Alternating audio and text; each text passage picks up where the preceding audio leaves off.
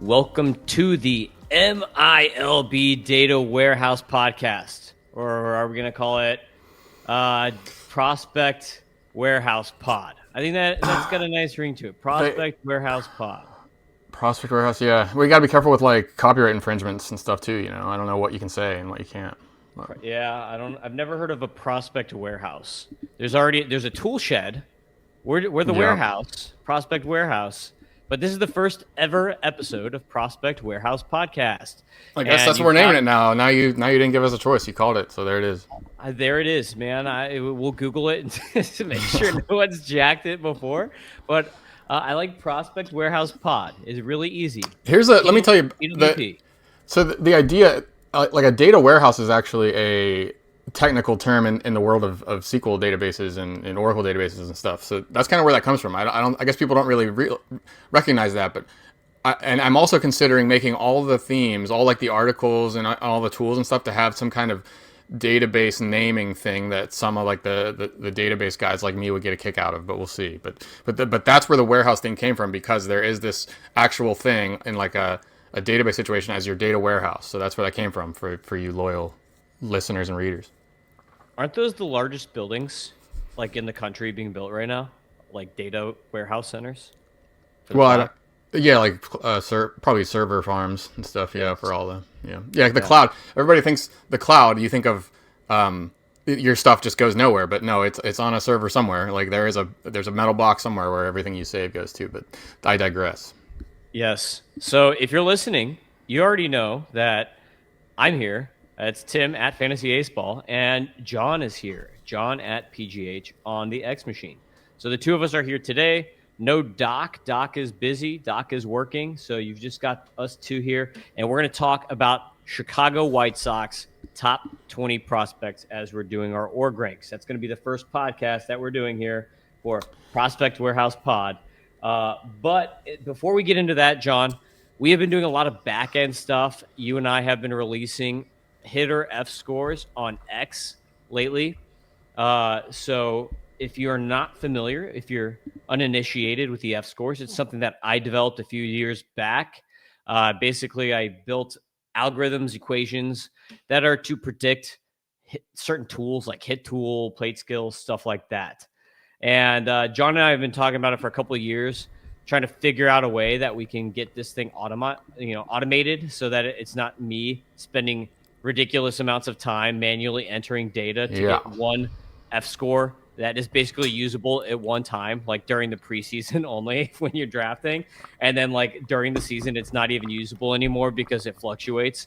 So John, with his coding expertise here, has managed to get this thing live, not only for major league hitters, but also for minor league hitters. So we've got all the hitters basically kind of programmed right now. I think you're still working on some of the major league stuff, and we'll be moving to pitching shortly. But John, I just want you to talk quickly about kind of like some of the tweaks and stuff like this to make this work for minor leagues, because major leagues are quite a bit easier because you're pulling all the data from one level and we have a lot more data to work with. But minor leagues, we have varying data sets based upon different levels, and we have to weight everything back against each level. So instead of like major leaguers, it's like, hey, obviously all these guys are in the majors. We can weigh it back against the average major league stat or whatever it is. But for minor leagues, you're doing it all level by level. So everything's getting weighted back against each particular level, so that each F score is basically, this is how good this guy is compared to the average at this particular level. Yeah, it's actually it's more math than I ever thought I would be doing in real life. You know, when you're in high school and college and you have these math courses, you're like, I'm never going to use this in real life. And then like, here I am actually using it in real life. But you're right. Like everybody, well, not everybody, but the prospect guys, you all know at least about the Pacific Coast League, right? Like offense is majorly boosted in that, majorly boosted in those leagues. I don't know if that's about altitude or ballparks or whatever it is, but it's true. And it's something you gotta you've got to adjust for if you want a good projection. So my season long and my daily projections, the skill projection to kind of just figure out how good each player is, it all takes that into account. But that's put into account here as well. So and it's really important to do in the minor leagues because, like you said, there are some of these leagues where it's just a way different environment. So slugging 425 in the major leagues isn't much, but to do that in Carolina League or whatever it is a bigger deal. So we get to weight that based on how they did relative to the environment. So these grades are pretty smart for that. Tim did he kind of knew the base. And over the few years you've tweaked it and you've even done a lot of statistical research to find out what are the best stats, what are the most predictive and whatnot. So you kind of gave me the groundwork of what the formula should be. I had to tweak them and change them to make it fit more into code. But you're right. Now, after I code it all, after it's all done, it'll be a couple clicks of a button to refresh them all. So we'll have it we'll probably update it once a month or something, I'd say, when next season comes around. Yeah. One thing to keep in mind is that when you see these tools, so just if you're looking at the hitter tools, again, that's not basically including at this point in time like an age to level bounce. I had someone like, oh, Sebastian Walcott is not as high as I expected for such a good prospect or whatever. But you have to keep in mind that he's playing above age to level. So there is actually, John and I have been texting back and forth working on a statistic to account for age to level bump. So we're going to be working on something that should give like a nice age to level modifier that you'll be able to find on the prospect analysis tools for Data Warehouse. So once you're subscribed and signed up, you should be able to see on there, oh, okay, this is the appropriate percentage increase or so, I should assume, based on like this guy being a 20-year-old playing at AA, or being 19, like Leo DeVries being 19 playing at high A or whatever, or Basayo last year, 20-year-old at AAA. Because there is, in the minors especially, like if you're playing way above the level that you normally would be, like we have to account for that like there is an age to level score bump. There's been a lot of research done on that. And it's kind of the same thing if you're like a 28-year-old at AAA raking. It's like it's not that impressive if you're doing, something at 28. If you're Ryan Ward leading AAA in home runs, it's not as impressive as if you're Samuel Basayo doing that as a 20-year-old. So hopefully this age to level modifier will help kind of like put the F scores in a little bit more of a perspective when you kind of add the two together and you're looking at both things. Is that probably just because like experience levels, like I mean, and also, I think back when I was 19, I guess you're fully grown as like a man mostly, but I guess you can add muscle and athleticism a lot quickly and a lot more than someone a few years older than. But is that mostly the reason for it? Just that kind of experience and physical growth abilities, you think? Yeah, it's those things together. And then like for pitchers, it's just kind of like learning how to pitch instead of just throw. So like for pitchers, there's a lot more that goes into it because it's more about like strategy and learning where best to use your pitches and stuff like that. Whereas hitters, it's all about like, okay, some guys have like a naturally like amazing like plate approach. And that's why like one thing that is really important to me as a prospector for hitters is like, I know that there's gonna be less volatility when a guy changes levels if they have a good plate approach from the beginning. So that's why like a guy like Gunnar Henderson could come to the majors and be pretty good right off the bat versus like a guy like Zach Cole, who has hit a lot of home runs lately for the Astros, but the dude was rocking a 35% K rate in AAA. That's probably not going to transition very well over a large sample size until he kind of gets the in the swing of things. So plate approach is very important when you're transitioning between levels. But as a baseball person, we know that most hitters peak around 26. So like that's why like if you're 28 and you're like post peak in AAA hitting, it's like not or like you're in your peak in AAA, like it's not going to get better at that point. If you're 20 years old, you're nowhere near that peak yet. You're still improving. You're still growing as a hitter. So there's a significant age to level bump that needs to be considered for just muscular growth, for learning how to view pitches, for learning levels, and especially like a lot of that too, John, has to do with like position. Like if you're playing shortstop or catcher or something like that, it's a little bit harder. Like you're going to transition a little bit slower than if you're left fielder or something like that, just because like there's less less focus on, hey, I just need to hit versus like I need to do all these things well at this level to progress. Okay. Yeah. So we'll have another podcast to go over this more. We'll get into the technical details another time. I think it's important to do that, but we should get to these White Sox guys. So a lot more technical talk coming, and all the tools that you're about to see, they're not quite finished yet.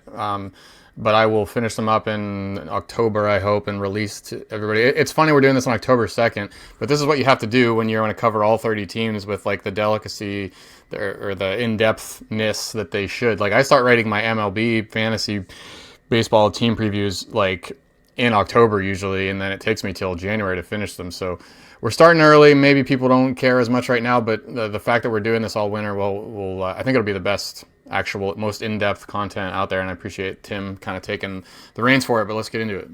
Yeah, it's going to give you some nice entertainment while you're watching football. So, Yes. top 20 White Sox. We're going to start from the bottom, and we've got here number 20 Peyton Pallette, who is a reliever with some crazy strikeout numbers. Grant Umberger is number 19. He is a starting pitcher who actually put up some really good numbers this year. But one of the things is he barely pitched in high A, so he was in low A most of the season as a 23-year-old. So like age to level, like we just talked about, like he's like a negative score there for a pitcher. So that's why he's not higher in the rankings, despite having like really nice back of the baseball card stats. 18 is Jairo Iriarte. That's a name that a lot of people know because he was traded in the Dylan Cease trade. He is kind of flamed out because his walk rates are terrible command. Number 17 is Jacob. Wasn't he on the Braves? Wait, so he was on the. He was on the Padres. He was like a top 5 prospect for the Padres at one point. I think I was thinking of Ender Inciarte probably with the Braves thing. Yeah, you're right. Padres. Yeah. Yeah. So he came over in the Dylan Cease trade. He was actually like, it was him and Drew Thorpe were kind of like the big guys in the Dylan Cease trade. Obviously, Drew Thorpe had Tommy John surgery last year and no longer prospect eligible. I think he surpassed his innings threshold there. But yeah, Iriarte was like supposed to be the big guy, and now he's kind of like in reliever status, and his command sucks. So like he still is on my list. He's still on the radar. I still think he makes like a major league bullpen, but like, is that really what you want for Dylan Cease? Probably not. Number 17 is Jacob Gonzalez, who's a middle infielder. Has not really performed up to the levels that was expected because he's a former first rounder. In 2023, he was their first round pick. Known for having a good hit tool at the time that he was selected and some nice power potential. And like, it's kind of weird because like you're a Pirates fan, so you like know Nick Gonzalez. And I kind of like bucket these two Gonzaleses together where they're like first round guys. We're supposed to have good hit tools and kind of like are not as good as they should have been. So I don't know what's up with like Gonzalez first round middle infield types, but not good. I don't think they're related. 16, this is kind of the guy in this tier that I wanted to focus on is Mason Adams. I lost my view. We had a nice view there, and I lost it. We're still learning the controls here. Yeah, don't worry. We've got a fancy schmancy podcasting YouTube. There it goes. All right, I'm just gonna have to leave it here until you're ready to show some profiles. Let me know. I'll stop touching it. We're gonna show Mason Adams here. So Mason Adams is a pitcher, and remember the F scores right now are going to be on hitters only because the pitchers are still in development. But Mason Adams is a guy that did not play in 2015, so we're only going to have 2014 data from Mason Adams because he had Tommy John surgery. Yeah, 2025. You just said 2015 and 20. Where'd you go, Tim? My goodness. You can see if you're watching on YouTube. It was my birthday the other day, and I'm in my late 30s now. So I'm at the point in time where birthdays have become a negative instead of a positive. So, I don't know. I've got old guy syndrome, I guess, at this point. So let's do this. Let me show, because one addition for, I think a lot of the people that are listening to this are somewhat familiar with these tools, but I did make an ad. You said this is Mason Adams, right? Yes. So this is the one. We got to clear the year because he didn't pitch this year, like you said. I've put player ages on this now, which helped me a lot. So you now can see the guy's age, 25.6 for Adams, and there you go. You can see nothing since 2024. Because before I would be looking at, trying to make a sick tweet and get sick impressions, and I'd go like, let's clear that and go to, who hit the most home runs in the minors this year or something, and you said, get rid of MLB. And I think you said this guy earlier, Ryan Ward or something's his name. Yeah, he led 36 homers. So it's like, oh, whoever he plays for, they might be calling him up. But I could never look at the age. So now it's right there for you. So you can actually know, like, okay, that guy can be ignored.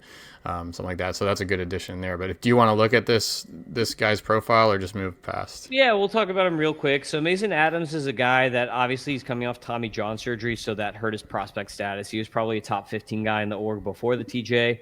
But I think that he has the potential to be a major league back end starter. So he's one of these guys in a deep league who might have at like some like hidden sneaky value, especially because he's coming off the TJ and because he already has pitched in AAA and he's like 24. So there's a good shot that he could actually break camp for the White Sox next year in the rotation, or at least be maybe like their number 6 swing guy.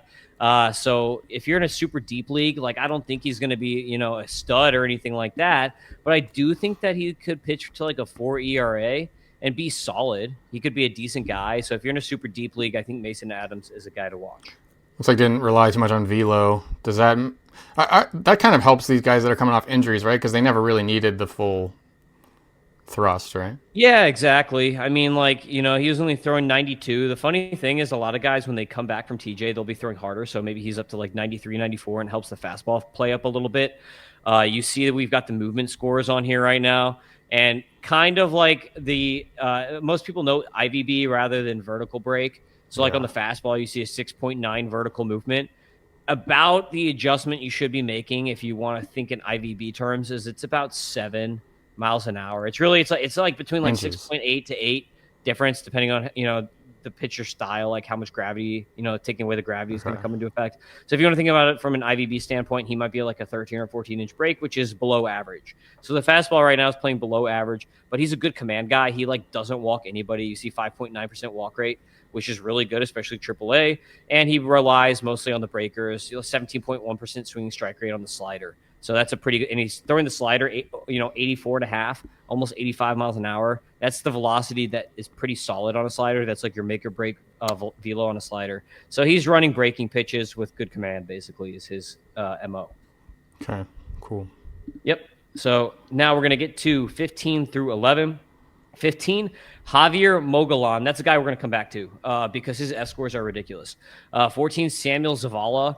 For whatever reason, like Samuel Zavala's cousin or brother or something keeps tagging me, and it's like, Zavala's awesome. Like, talk more about Zavala. And I'm just like, okay, so here you go. Shout out. That is the best. And we mentioned, we saw it with Doc last time, how the Kellen Moss prospect for the Pirates, they're like boys now.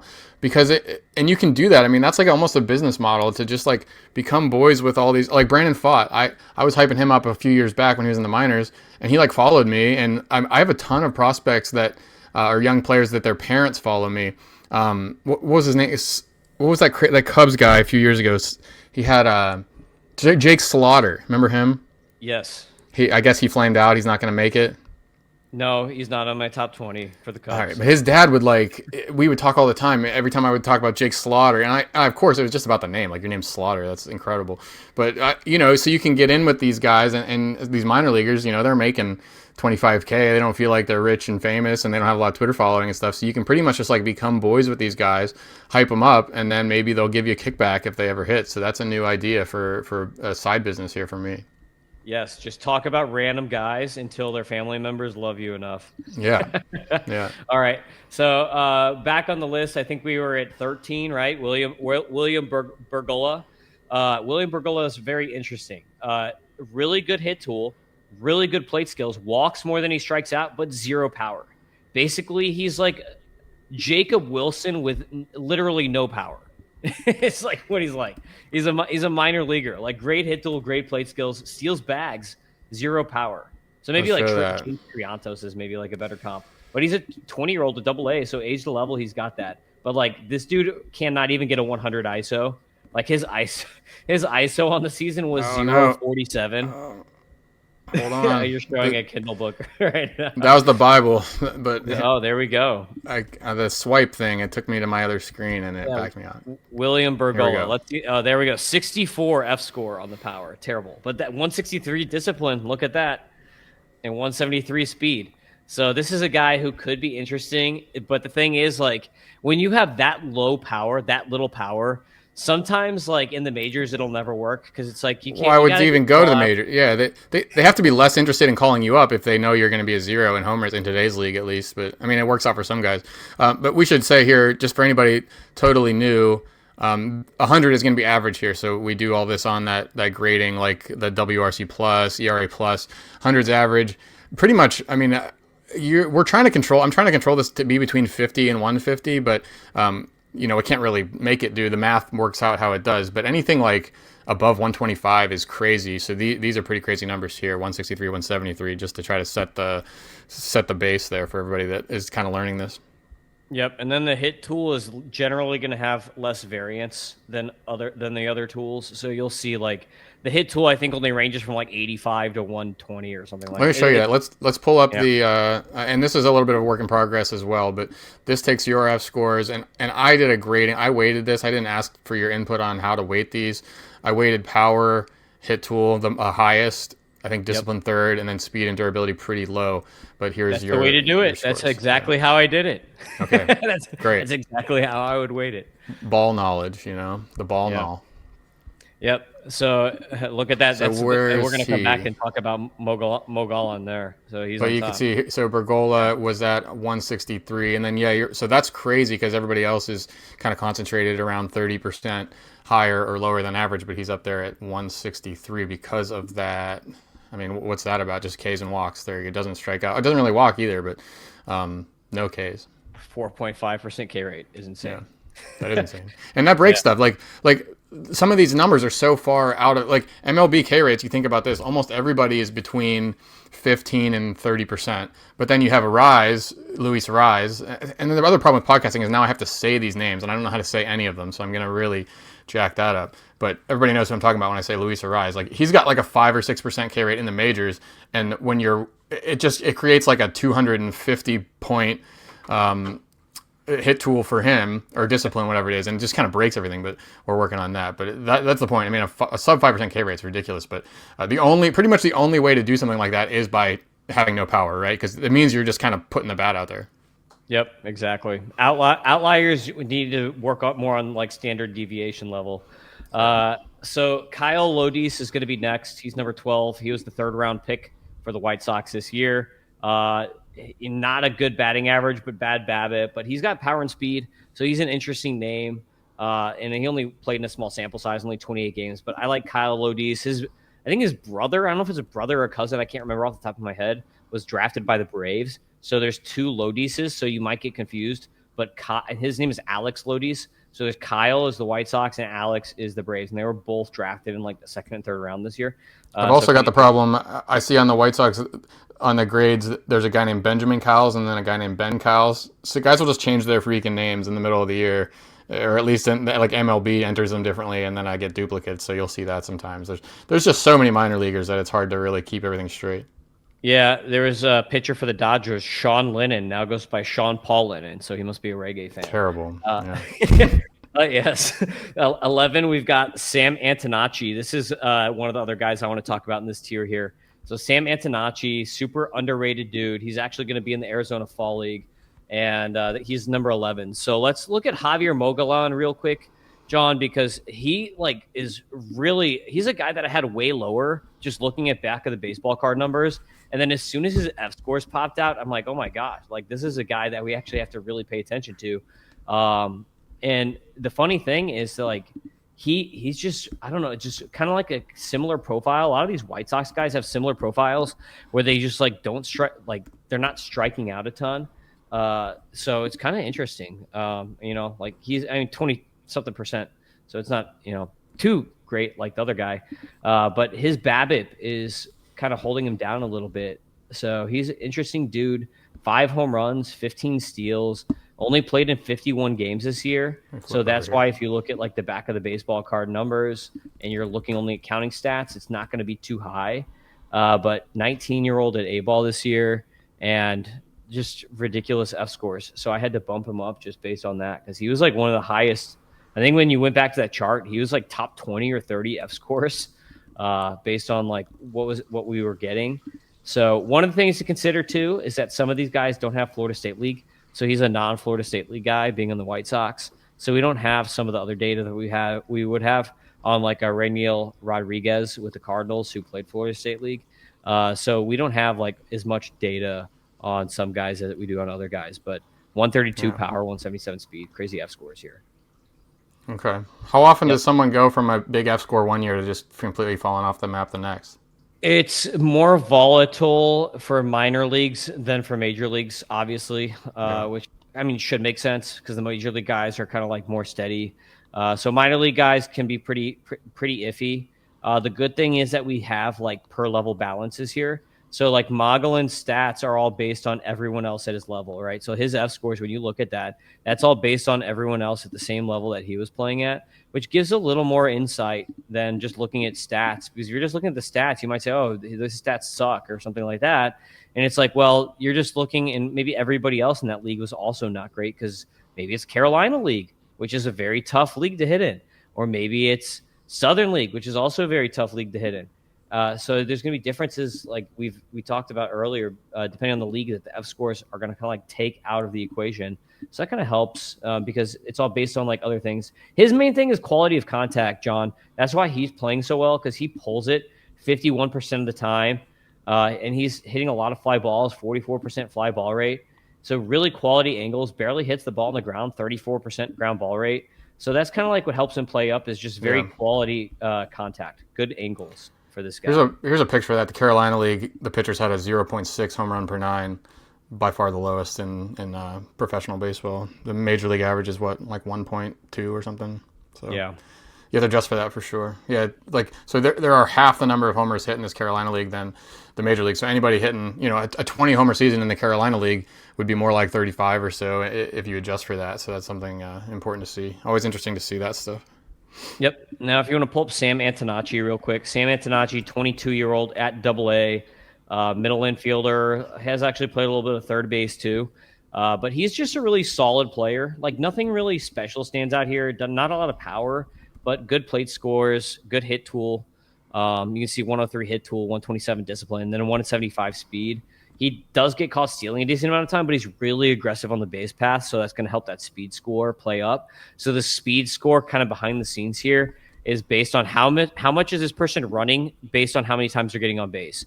So it's going to be like, okay, how Right many stolen here. bases Yeah. does this guy have minus caught stealings, depending on like how much they're on the base. Because like one of the things that we were texting about too, even like Max Clark, I was like, man, Max Clark is fast. I feel like his speed score should be higher. And then you're like, is he just not as aggressive as like you would think on the bases? And it's like, yeah, it's true. He only ran 22 times or something like that, Yeah. despite being on base all the time. Yeah, So Sam 12% attempt Antonacci rate. here, The yeah, attempt rate is, I think that's what I used. I tweaked yours a little bit. Attempt rate is how many attempts, so steals plus caught, divided by how many times I estimate that you were on first base. So it's not official. It's just like singles, walks, and hit by pitches. So that's how I do that. But yep. it is pretty good at seeing that, and that's a good example with Max Clark there. Good speed, but didn't try it that much. I mean, and that can change in a hurry, like we just saw with Juan Soto. Like steals is one that it's just about do you want to or not. So, but we should kind of adjust for that. I shouldn't give somebody a high speed score if they're really fast but don't run, because for fantasy we don't care how fast they are. We care how many bases they steal. So. Yep, exactly. And you can see, even look at the season before, a 23% stolen base attempt rate. Yeah. So he literally like cut it in half. Maybe that's something the team was telling him, or maybe it's because he was hitting third or something this year instead of first. So like that's something that you have to really kind of like look into and be like, why was he not running so much? But Let's that's look something at that that. really just popped to me in the F scores. Just to get a somewhat of a gauge on that, 18% is the league average here. And like some of these guys, so like Terrence Gore, is that his name? I think you might have even mentioned him Yeah. last time we talked. He'll have like 150% stolen base attempt rate because of those pinch running. Like he'll get an attempt without getting a single, a hit, or a hit by pitch because he didn't even bat. Like he'll just come in and pinch run, so you get to see some wonky stuff like that. But yeah, the big guys will be above 50, 60%, league average around 18%. Anything single digits kind of bad, and if you're in the mid teens, you'll steal 15 to 20 bases on average in the majors. So that's how that goes. Yep. So top 10, we've got number 10, George Wolko, power speed guy. I've comped him to like basically he's the White Sox version of Spencer Jones, like terrible strike rate, bad hit tool, but like power and speed is there. Number 9 is Tanner McDougal, a pitcher. I think he's probably going to be in the rotation, so he's an interesting dude. I've heard Number that name 8, before. Why have I heard that name? Did he make the majors for a second? he's really close. He's Okay.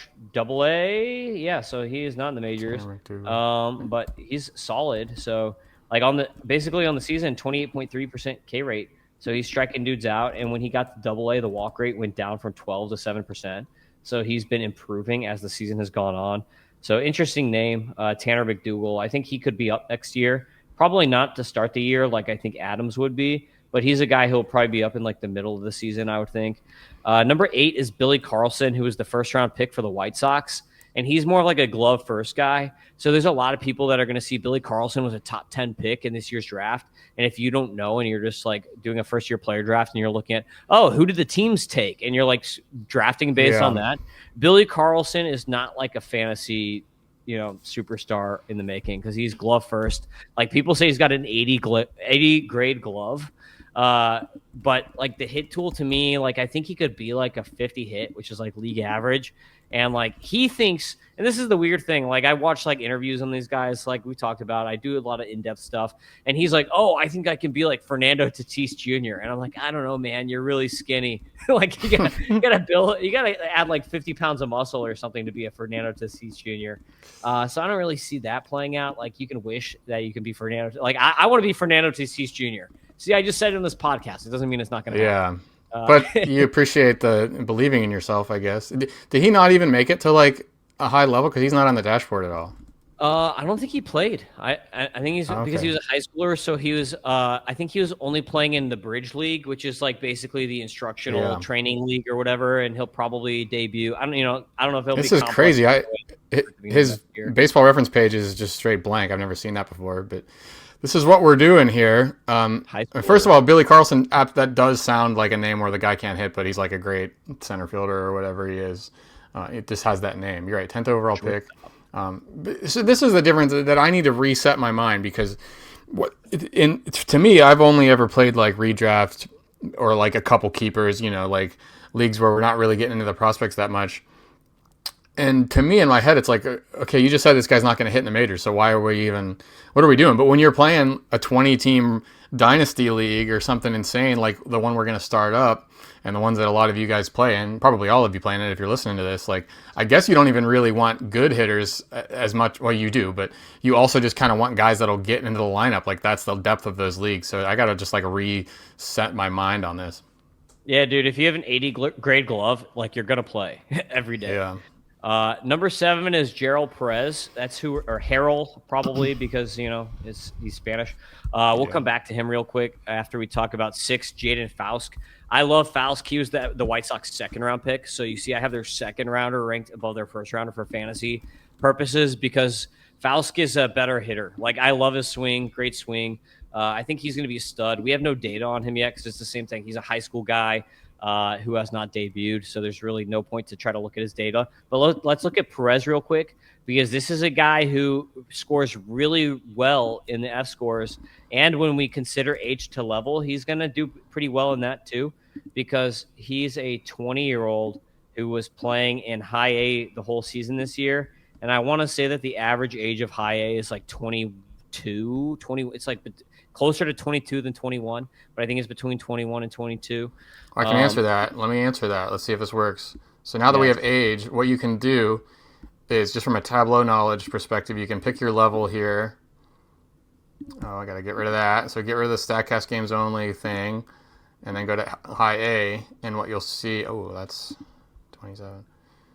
Never mind. Okay, that doesn't take the average. That doesn't work. That took the max, it looks like, so forget it. But you can at least kind of rip through these names and see what you're kind of looking at. Yeah, it looks like... We'll have it. We're working on it. We'll have the age to level bump. We'll have the factor in there. Don't worry. It's coming. Work in progress. But you can see here, 121 power, 101 hit, 102 discipline. So he's a really good hitter that has bad speed. So 66 speed. So he's not fast. And one of the things, too, is you can't consider speed only for stolen bases. You have to think about speed and hit tool go together to create a good batting average, right? You want to have quality angles on the ball. You want to have good contact, but you also need to have speed to run really high batting averages. If you're slow as crap, you're going to run out less of those ground balls, and that means that you're going to have a lower batting average. Like you could have a good hit tool like Max Muncy, but then if you're Albert Pujols on the bases like a statue making your way down the baseline, like you're not going to have as high of a batting average. That's just something to consider, that the speed tool does affect batting average at the end of the day. Yeah. So you kind of have to combine your hit and your speed if you're trying to guesstimate how high of a batting average somebody's going to have. This is a good one too. Swing rates. If you're just kind of curious, I mean, it all plays into these F scores. This is really just nice. If you just want a quick, the best thing about the F scores, I think, if you just want a quick idea of who a player is, what to maybe expect as a baseline at least, you can go right here and just kind of see it, and it breaks it down into the 5 categories. But swing rate is one that I've looked at more over the years, and with minor leaguers, I guess it's pretty telling. I mean, it can change because that's an approach thing. Wouldn't be. I'm sure it's not that rare to see a guy completely change his approach, but a 45 to 47% swing rate's about average. I know major league is 47%. I think minor leagues is a little bit lower, but if you're swinging a lot, that means you're not going to walk, so you're not going to get on base. Those two things are super correlated, swing rates and walk rates.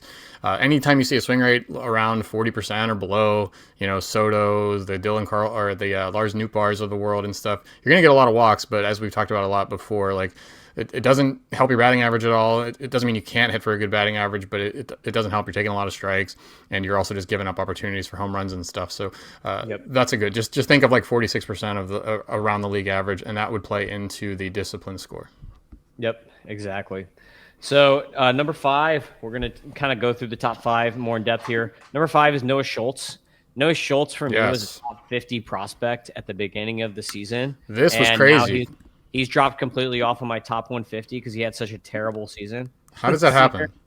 What happens is the fastball was not performing as well. It's kind of like plays as like a maybe average to slightly above average fastball, and he was not throwing it as much. He was throwing the sinker way more for whatever reason. I don't know if that's something that he was doing on his own or that's something that the team was telling him to do.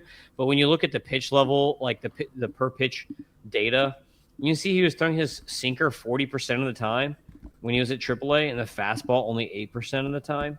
And he's a guy that is primarily like fastball, slider, curve are like his big pitches. His changeup actually performed pretty well too, but like when he was coming up, it was more like fastball, slider, curve. He's a giant, like 6'7", 6'8", and his main thing is he's huge and he has good extension. And he needs to lean more into being a Randy Johnson instead of let me throw a sinker a bunch and hope I get ground balls. Like, this is a dude who should be a strikeout guy. And for whatever reason, they don't want him to be a strikeout guy or whatever, or he's trying to get ground balls just so he can get, like more pitches per inning pitched.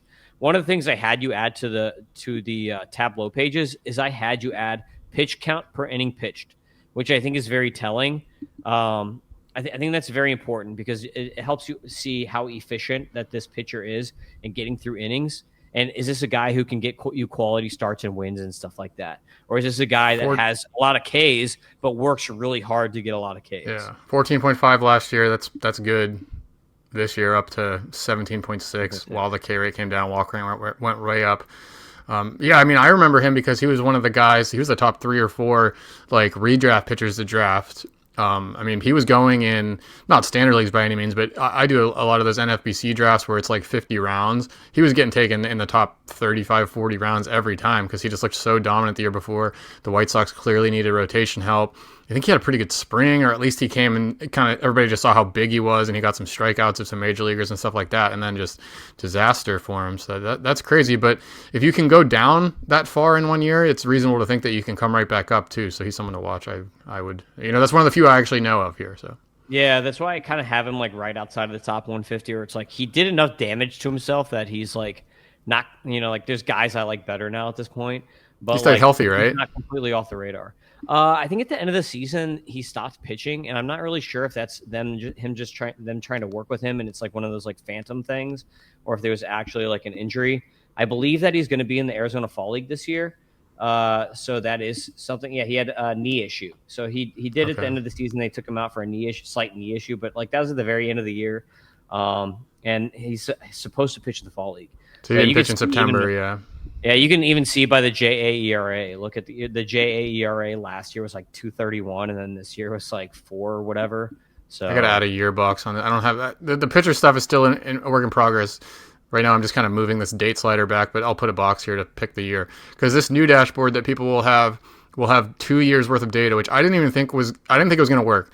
I didn't think Tableau could really handle that much. This is a 3 gigabyte CSV file behind this, and I think that's probably about the max. I don't think I'll be able to go another year. Like this one over here has 5 years worth because it's just box scores. So for the technical people, this dashboard with just kind of the, you don't have the advanced swinging strike rates, the swing rates and stuff, those, because those are determined at the per pitch level. This dashboard is based on just one entry for each player per game. So I get 5 years for like less than a gigabyte of space. This one over here has a row with a ton of detail for every pitch thrown. So this thing's massive, but a 3 GB file, like it takes a few minutes to load and to save and to send over and to refresh and stuff, but Tableau handles it. So we've got 2 years worth of minor league stuff on here, which is really cool to have. Yep. Next, number 4 is Christian Opor with the White Sox. Opor was my number 151 guy. So he was literally one spot out from being in my top 150 rankings during my last rankings update. I love his stuff. He does have some walk issues right now, but he's a lefty that has that really 3/4 arm slot and big time fastball slider. Like he reminds me a lot of Nick Lodolo. Hopefully he stays healthier than Lodolo throughout his career. But 20-year-old pitched at high A the majority of the season, tons of strikeouts in this profile.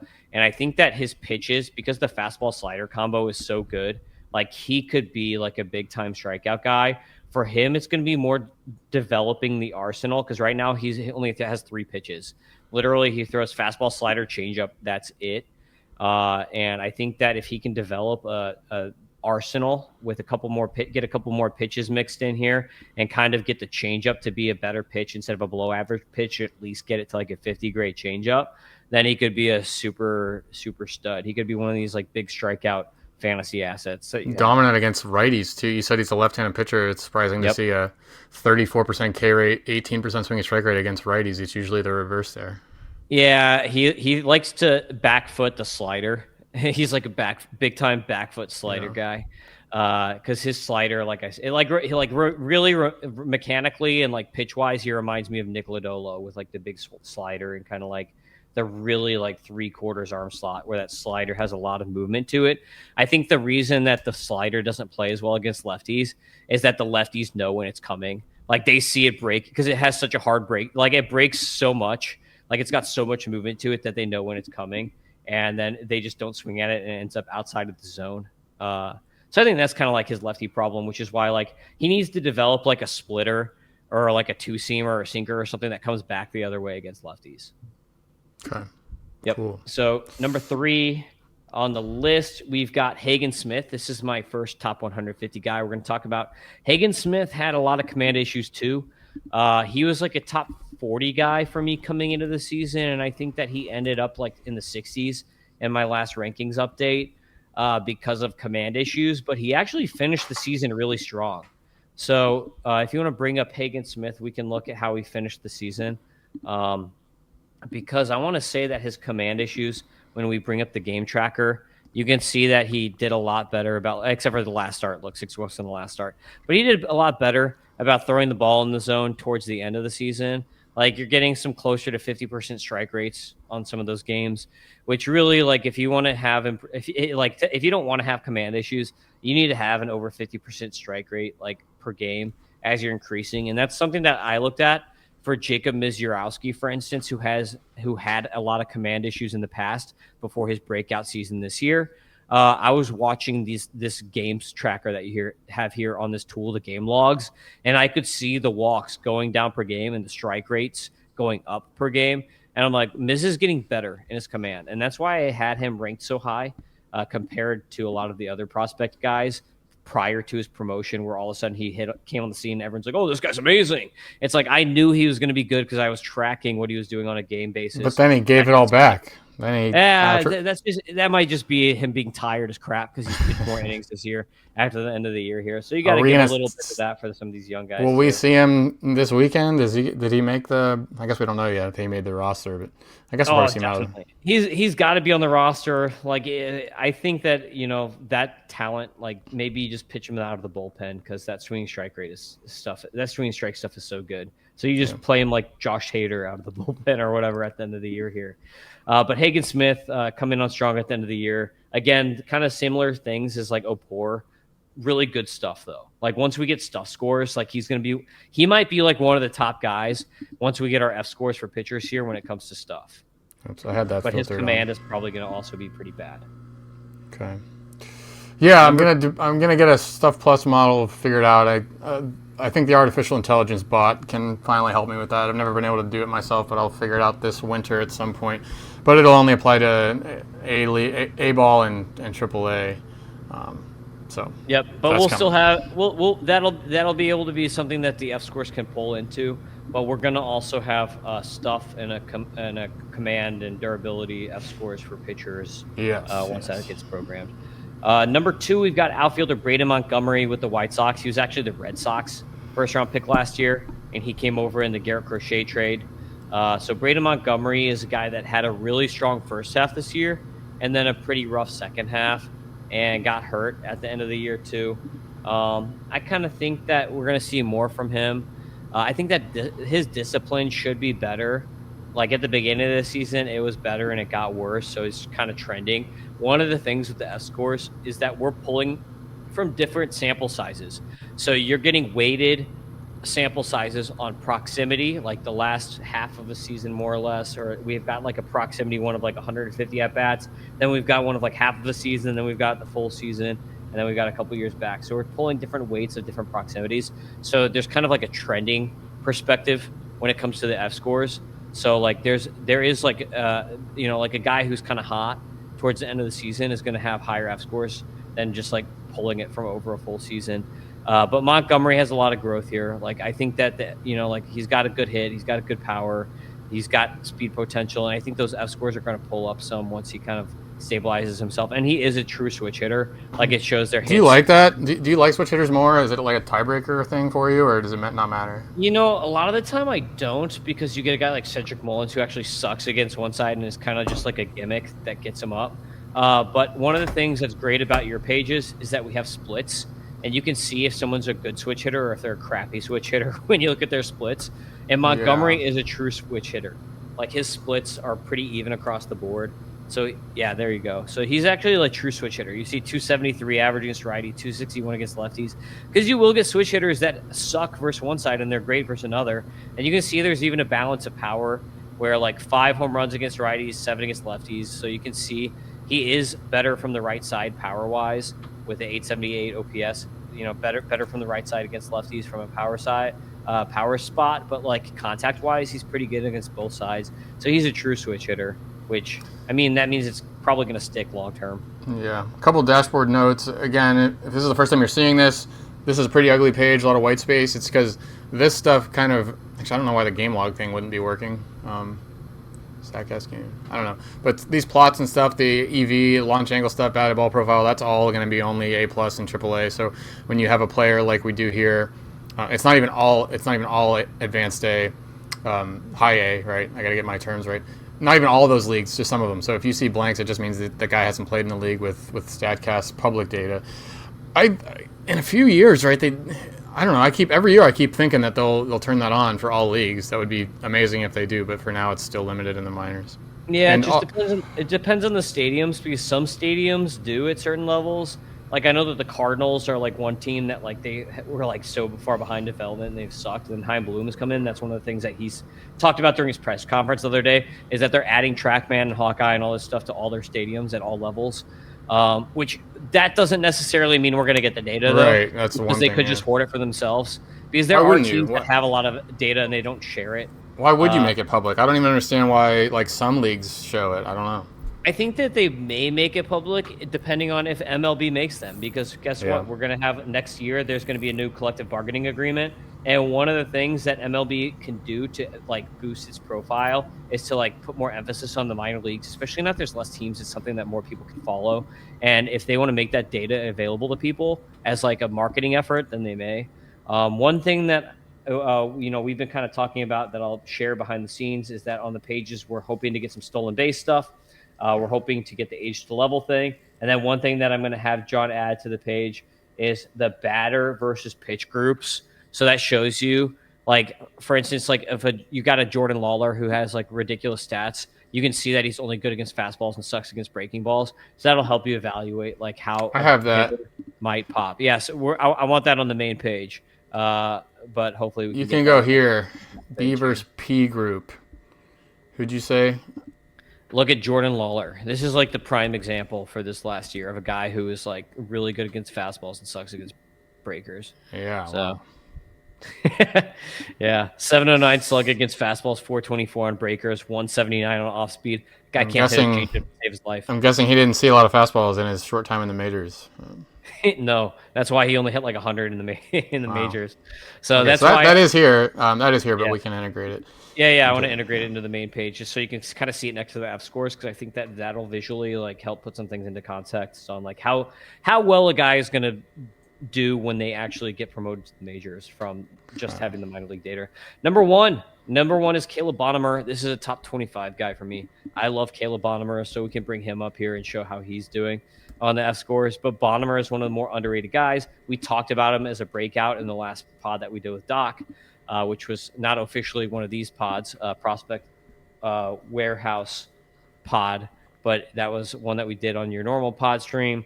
But you can see here, Bonnemer, 120 power, 100 hit, 112 discipline, 161 speed, like 125, like just like above average, like hit average hit tool above average at everything else. That guy's going to be a stud. So, and guess what? He's going to get an age to level bump too, because he was playing at high A at the end of the year here. So he'll get a nice little age to level bump when we factor that one in too. He's in the top 10 overall here. This is still also, this might get tweaked and stuff, but here, what you can do here for the grading is there's select a minimum plate appearance threshold just to see if you want more stable grades, get higher sample sizes.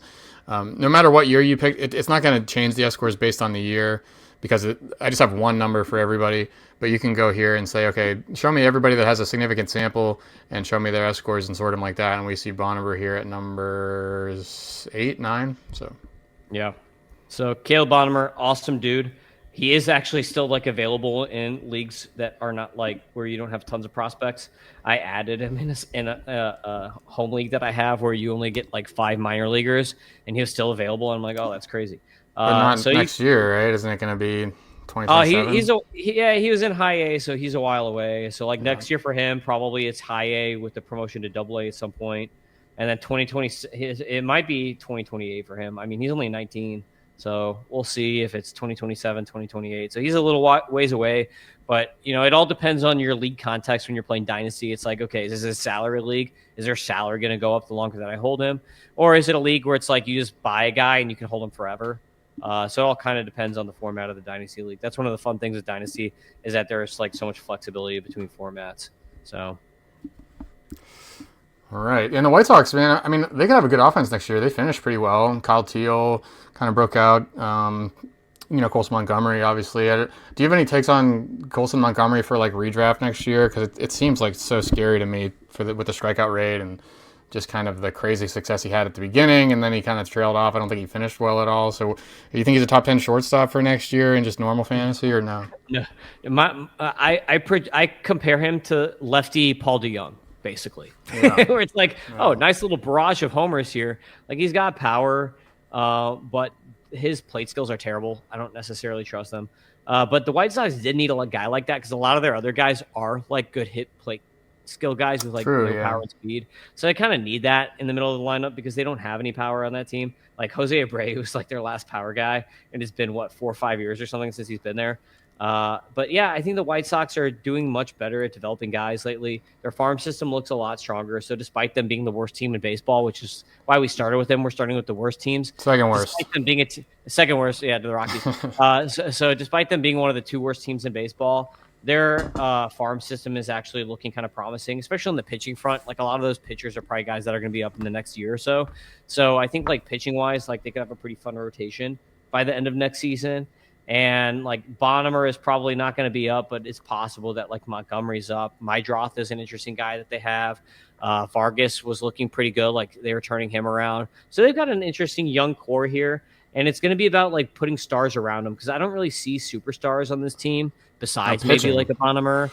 But they need to go out and spend some money on like a couple big free agent hitters, I think. Like it would be a boon if they could convince like a Pete Alonso or something to sign there and be like, yo, we need an anchor. We'll pay you like a lot of extra money to come to our crappy team and like anchor our lineup for the next. Because not gonna happen, right? Well, I mean, who knows? I mean, like you kind of need to go after a guy who's like aging and was underpaid last year. Like Alonso is a guy that they could probably could get to come there if they pay him like $30 million. And they're like, hey, we'll sign you for 150 for 5 years because the Mets aren't going to pay him that or something like that. So just as an example. So do you have organization rankings yet? No, not total org rankings because I'm actually still going through and ranking guys. I'm probably 60% of the way of going through and putting my top 20 prospects per org together. Do you have any idea where the White Sox would be? Are they top half or? I want to say they're in the middle. They're in the middle, which is good for a team that is like on the very bottom of their major league. So it shows that they're going to at least be trending up. Yeah. Like unlike the Angels, like the Angels are a team that has a bad major league team and a bad system. So like at least the White Sox have like a decent system that is trending upwards. Who's the top few for systems? Yeah. Okay. We got Brewers are a really strong system. Diamondbacks are a really strong system. Rays, Tigers, Twins are really strong systems. A's are pretty good. Your Pirates are really top heavy. Pirates are like, they're not deep, but they have like the top of the Pirate system is insane. Because I'm actually not. We got to stop saying my Pirates. I got to officially cut this, man. I mean, the latest thing. Did you see this thing about the guy that fell over the Clemente Wall all drunk? Some 20-year-old gets hammered at a game, falls onto the field, lands on his back, and so he's fine. Like no one's saying that he should. I wish he would have gotten like killed or anything like that. Like I'm glad he's okay. That's not the problem. Whatever.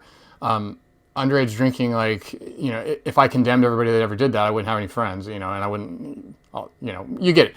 But then the Pirates freaking let him throw out the first pitch at a game later because they're like, look, he's okay, and that's nice story. Like everybody was kind of concerned about him, and it was it's like, oh, that was really scary. That guy could have died, and now he's okay. Nice story, but the reason he got hurt is because he was absolutely hammered out of his mind, underage. I don't even know if that makes it any better or worse, but he was like breaking the law, did this really stupid thing, and then it turns out now another story comes out about how he was trying to like break into his ex-girlfriend's house all drunk like at 3:30 in the morning a couple weeks ago, and like this is the kind of thing that I don't know. I'm being overly emotional about it for sure, but if I'm going to be funny at all, I've got to show some of this rare emotion. But what are you doing? Letting this guy throw out the first pitch after that? It's just crazy. I'm sure there was some kind of lawsuit threat involved and something like that, but it's just another thing that makes you like, what are the Pirates doing? They're going to completely waste the Skeens, Jones, Bubba Chandler rotation the next couple of years. Like, if they fire their pitching coach, like they had a good pitching staff. I'm not going to say that was all because I don't know. Just nothing about it makes sense, and that's fine. I understand that not every team is in it to win, and there's incentives that make that a reality. But I don't know. You can't even blame Sherrington. Like people are like, oh, the Pirates should fire him.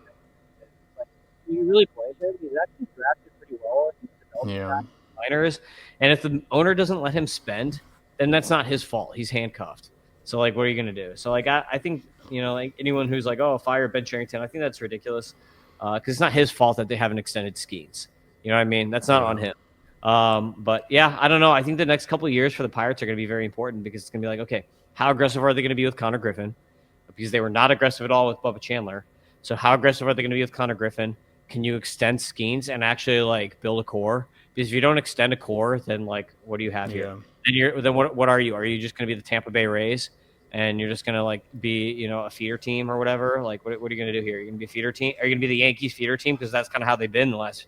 Would Skeens even take it? I mean, people like to blame the Pirates. They won't extend it, but maybe he's not even listening. I don't know why. I mean, I guess you take your money when you can. They'd have to. Yeah, they got to pay him buku bucks, man. Like if you're a pitcher and someone's going to offer you a really good long-term deal, you take it because all it takes is a Strasburg thing. Like thoracic outlet syndrome, and you're done. Or Tommy John, and you're sitting on the bench for a year and a half. Wouldn't you rather make $30 million a year recovering from Tommy John instead of so you would have to say that I think nobody in Pittsburgh, if you asked everybody in Pittsburgh what's the most likely team that Paul Skeens pitches for in the year 2030 after his free whatever the first year after almost none of them would say the Pirates, but I think rationally we would have to say the Pirates are the favorite because they're the team that gets the chance to actually give him the contract first.